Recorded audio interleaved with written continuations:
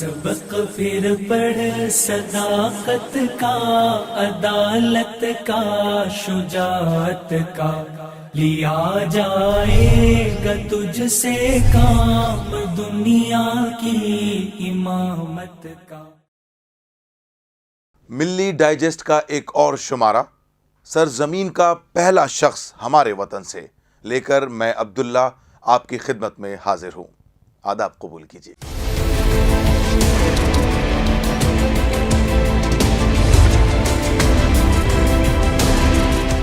ناظرین، ہم نے تاریخ میں پڑھا ہے کہ بھارت ہندو، بدھ اور جینوں کی مقدس سرزمین ہے، لیکن اگر ہم یہ کہیں کہ عربوں کے لیے بھی یہ سرزمین مقدس ہے تو تعجب ہوگا۔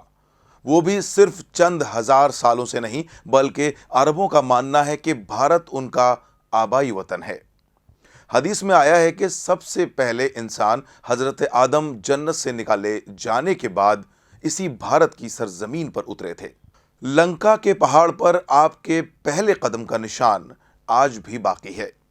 ابن جریر، ابن ابی حاتم اور حاکم وغیرہ حدیث کی کتابوں میں حوالہ دیا گیا ہے کہ حضرت آدم جنت سے بھارت کے جس علاقے میں اترے تھے اس کا نام دجنہ ہے۔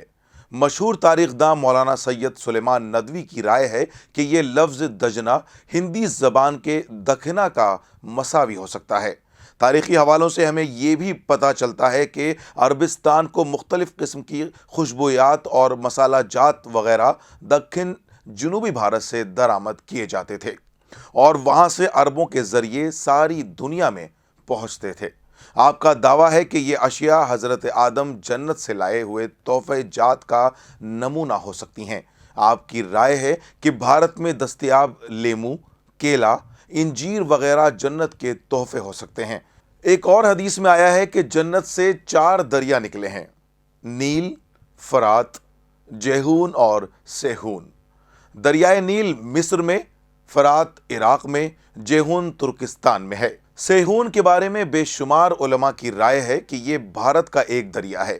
کچھ لوگوں نے اس چوتھے دریا کی دریائے سندھ کی حیثیت سے شناخت کی ہے۔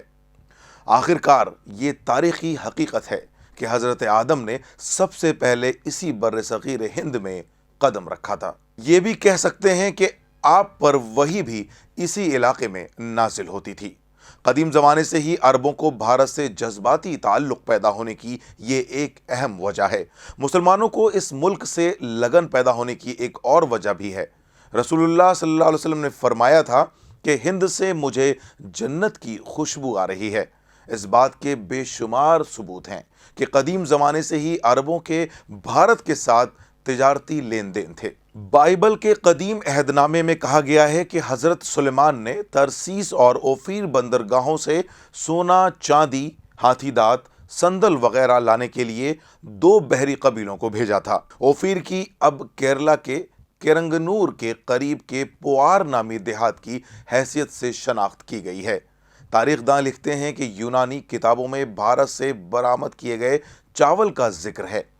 تمل زبان کے قدیم زمانے کے کتبوں میں کہا گیا ہے کہ جنوبی بھارت سے سونا، ہیرے، ہاتھی دانت، چاول، مسالہ جات وغیرہ ڈراویڈین جہازوں کے ذریعے یورپ، بابل، یونان، روم، مصر اور دیگر ملکوں کو رفت کیے جاتے تھے۔ اسی طرح بابل کے کھنڈرات میں ساگوان کے درخت ملے ہیں، جس کے بارے میں تاریخ دانوں کی رائے ہے کہ یہ کسی زمانے میں جنوبی بھارت سے لائے گئے تھے۔ یمن کی سبا قوم نے 1000 قبل مسیح میں بھارت کے ساتھ تجارتی تعلقات مضبوط کیے تھے۔ تاریخ داں جوزف سنو لکھتے ہیں حضرت سلیمان کے زمانے میں یعنی 950 قبل مسیح بمبئی کے ستارہ سے فلسطینیوں کے تجارتی تعلقات تھے۔ بھارت کا مخمل اور رومال وغیرہ عرب ممالک میں بہت مشہور تھے۔ قدیم زمانے کی عربی شاعری میں ان کی تعریف دکھائی دیتی ہے۔ تجارتی تعلقات کے علاوہ تعلیمی تعلقات بھی بہت قدیم زمانے سے تھے۔ تقریباً 800 قبل مسیح میں عربوں نے بھارتیوں کو لکھنا سکھایا تھا۔ موریہ خاندان کے تمام پتھر کے کتبوں پر عربی طریقے دائیں سے بائیں کی لکھائی دکھائی دیتی ہے۔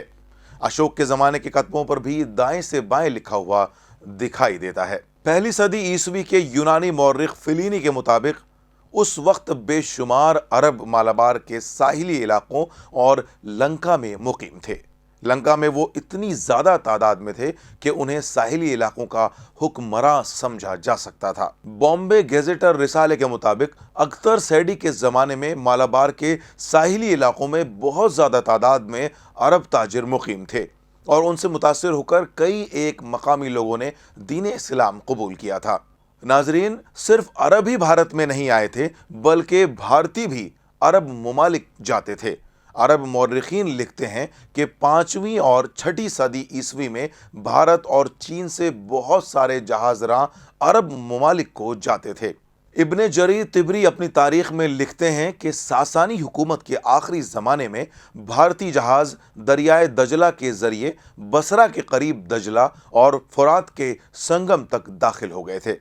नाज़रीन, मौरखीन का रिवाज बन गया है कि वो मुसलमानों भारत के राब्तों को सिर्फ महमूद गजनवी के हमलों से जोड़ते हैं। हालांकि तारीखी नुक्ते नज़र से मुसलमान भारत में महमूद गजनवी से कई हज़ार साल पहले से मौजूद थे। नाज़रीन, इस शुमारे में फ़िलहाल इतना ही। मिली डाइजेस्ट का एक और शुमारा लेकर मैं आपकी खिदमत में जल्द हाजिर हूँगा। तब तक के लिए दीजिए इजाज़त।